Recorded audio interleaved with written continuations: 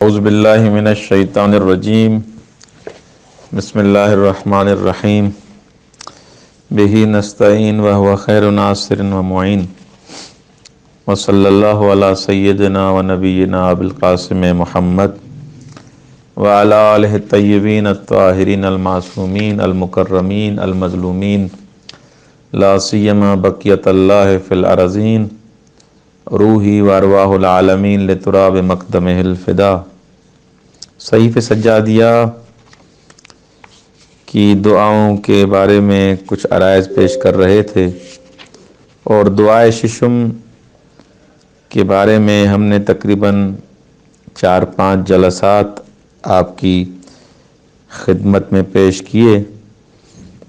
یہ دعا امام سجاد علیہ السلام نے صحیفہ سجادیہ کے عنوان سے جو کتاب ہے اس میں 6 نمبر یہ دعا ہے، اور دعا کے یہ جملات ہیں: اللہم صلی علی محمد و آلہ ووفقنا فی یومنا ھذا و لیلتنا ھذہ و فی جمیع ایامنا لاستعمال الخیر و ہجران الشر و شکر النعم۔ خداوند متعال سے امام سجاد علیہ السلام دعا مانگ رہے ہیں، خدایا ہمیں توفیق دے اس دن میں، اس رات میں، اور ہمارے تمام دنوں میں ہمیں توفیق دے لاستعمال الخیر، تاکہ ہم اپنے دنوں کو، اپنی راتوں کو خیر میں استعمال کریں، اور شر سے ہمیں خدایا دور کر۔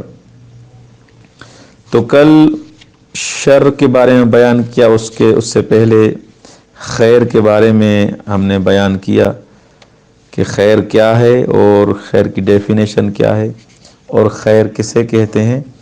اسی طرح کل ہم نے بیان کیا کہ شر کی تعریف کیا ہے، شر خیر کے مقابلے میں، بہرحال اس کو ہم نے بیان کیا۔ دشمنان اہل بیت علیہ السلام اصل کل شر ہیں۔ اس کے بعد امام فرماتے ہیں وشکر النعم، خدایا ہمیں توفیق دے تاکہ ہم آپ کی جو آپ نے نعمتیں دی ہیں اس کا ہم شکر ادا کر سکیں۔ شکر لغت میں وہی قدردانی کرنا، سپاس گزاری، یا جیسے اردو میں شکریہ کہتے ہیں، وہی یہاں پر معنی ہے، شکر اسی کو کہتے ہیں۔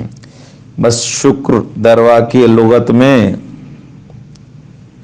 قدردانی کرنا اس شخص کی جو نیکی کرتا ہے اور احسان کرتا ہے۔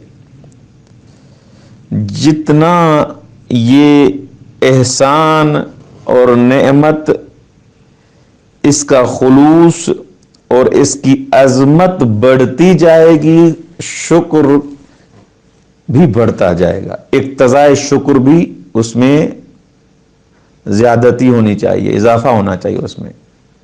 کیا مطلب یہ ہے کہ خداوند متعال نے ہمارے اوپر اتنی نعمتیں نازل کی ہیں، اتنی نعمتوں سے ہمیں نوازا ہے، تو ہم سے تقاضا بھی یہ ہے کہ ہم خدا کا شکر ادا کریں، ولو ہی کہ ہم حق کے شکر ادا نہیں کر سکتے، ہم وہ شکر جو ایک حق ہے وہ ادا نہیں کر سکتے، لیکن اقتضاء زیادہ ہے، زیادہ شکر کیا کریں انسان۔ یہ ہے شکر۔ خدا کی نعمتیں اصلاً قابل شمارش نہیں ہیں، کوئی گن نہیں سکتا۔ وَإِن تَعُدُّوا نِعْمَةَ اللَّهِ لَا تُحْصُوهَا، اگر خدا کی نعمتوں کو آپ گننا بھی چاہیں گے تو گن نہیں پائیں گے۔ احصاء در واقع ایسا گننے کو نہیں کہتے، بلکہ کیونکہ نعمتیں مثلاً آنکھ نعمت ہے، کان نعمت ہے، والدین نعمت ہیں، انبیاء نعمت ہیں، اوصیاء نعمت ہیں، اہل بیت علیہ السلام نعمت ہیں، یہ نعمتیں ہیں۔ ظاہری حساب سے یہ ہم بلاکر 1 2 3 4، احساس سے مطلب یہ کہ آپ یعنی گن کے ختم کر دیں، ایسے نہیں ہو سکتا۔ ان گنت نعمتیں ہیں، لا تحصوها، آپ اصلا شمار نہیں کر سکتے۔ گنیں گے، شمارش کرنا شروع کریں گے، لیکن آپ انتہا تک نہیں پہنچ پائیں گے، اتنی نعمتیں ہیں۔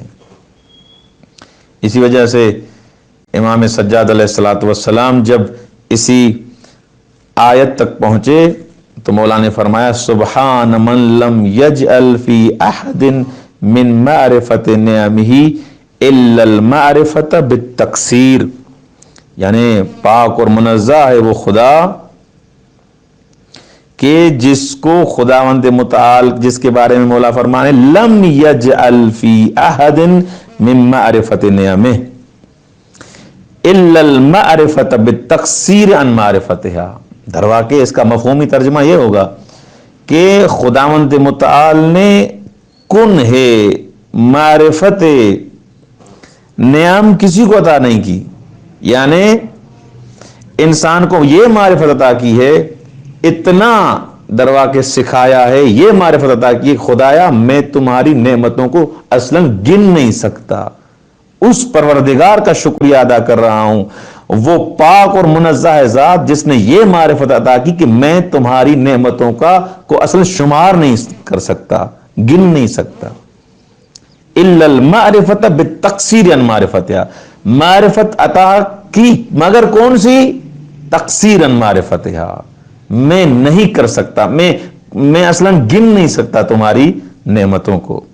کما لم یجل فی احد من معرفت ادراکہ اکثر من العلم بانہ لا یدرکہ، جیسے خدا کی معرفت اور درک کرنا ممکن نہیں ہے، کوئی خدا کو درک نہیں کر سکتا، کوئی کنہ معرفت خدا حاصل نہیں کر سکتا، مگر اتنا علم خدا نے عطا کیا ہے بانہ لا یدرکہ، خدا کو کوئی درک نہیں کر سکتا۔ اتنا انسان سمجھ لے کہ تم خدا کی کن اور حقیقت کو نہیں سمجھ سکتے، یہی بڑی نعمت ہے۔ اتنا انسان اعتراف کرے کہ میں خدا کی ذات کی کما حق ہوں، اس کی نعمتوں کو شمار نہیں کر سکتا، اس کی تمام نعمتوں کو گن نہیں سکتا، یہی کافی ہے، اس کا ہی شکریہ ادا کرنا چاہیے۔ فشکر عز وجل معرفت العارفین بالتقصیر عن معرفته، خدا شکریہ ادا کرتا ہے ان عارفوں کی معرفت کا جو یہ کہتے ہیں خدایا ہم تمہاری معرفت سے اصل معرفت حاصل نہیں کر سکتے۔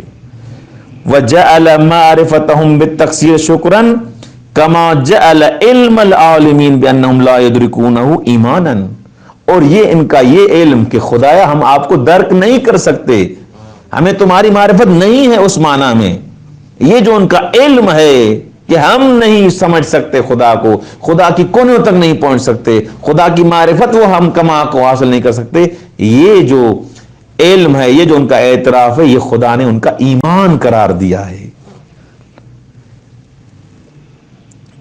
تو یہ در واقع امام کا جو یہ اس کے بارے میں کہ عارف وہ ہے جو اس چیز کو درک کرے کہ میں خدا کو درک نہیں کر سکتا، اس چیز کو درک کرے کہ میں خدا کی معرفت اور خدا کی نعمتوں کو شمار نہیں کر سکتا، یہی اس پہ ہی شکر ادا کرنا چاہیے۔ خدا تمہارا لاکھ شکر کہ ہمیں یہ معرفت عطا کی کہ ہم آپ کو درک نہیں کر سکتے، یہ وہ عظیم معرفت کی انتہا ہے۔ اگر یہاں تک انسان پہنچ جائے تو ایسے جملات صادر ہوتے ہیں، خدا شاکر بھی ہے، مشکور بھی ہے، یہ روایات میں بھی یہ الفاظ ملتے ہیں، قرآن میں بھی کان اللہ شاکرا علیما ان اللہ غفور شکور۔ البتہ یہاں پر ایک سوال ہے کہ اگر انسان شکر کرے، ایک تو شکر کا حکم ہے، اچھے انسان ہونے کی ایک صفت یہ ہے کہ وہ شکر گزار ہوتا ہے، من لم یشکر المخلوق لم یشکر الخالق، حتیٰ کہ اگر میرے ساتھ کوئی عام انسان بھی مخلوق میں سے کوئی احسان کرتا ہے، میرے ساتھ نیکی کرتا ہے، اگر میں نے اس کا بھی شکریہ ادا نہیں کیا، خدا کہتا ہے کہ اگر مخلوق کا تم شکریہ ادا نہیں کر رہے تو خالق کا در واقع آپ نے شکریہ ادا نہیں کیا۔ شکر کرنے کی بڑی عظمت ہے۔ اچھا آثار کیا ہیں؟ اگر انسان شکر کرے گا تو کیا ملے گا؟ سب سے پہلا فائدہ ہے کہ نعمت میں اضافہ ہوگا، نعمتیں بڑھ جائیں گی، خدا راضی ہوگا۔ لَإِن شَكَرْتُمْ لَأَزِيدَنَّكُمْ، اگر شکر کریں گے تو نعمتوں میں اور اضافہ کروں گا۔ اور خدا راضی ہوگا. ولا یرضا لعبادہ الکفر وان تشکروا یرضہ لکم. اگر آپ خدا کا شکر ادا کریں گے، شکریہ اور شکر انجام دیں گے تو خدا راضی ہوگا. اور شکر کرنے سے عذاب دفع ہوتا ہے. ما یفعل اللہ بعذابکم ان شکرتم وآمنتم. اگر خدا کی نعمتوں کے آپ شکر گزار ہیں، اس پر ایمان لاتے ہیں، تو خداوند متعال آپ کو عذاب نہیں کرے گا. سنجزی الشاکرین. جنہوں نے شکر کیا دنیا میں ان کو جزا دیں گے، ان کے نام اعمال کو ہم بھاری کر دیں گے. والسلام علیکم ورحمۃ اللہ وبرکاتہ.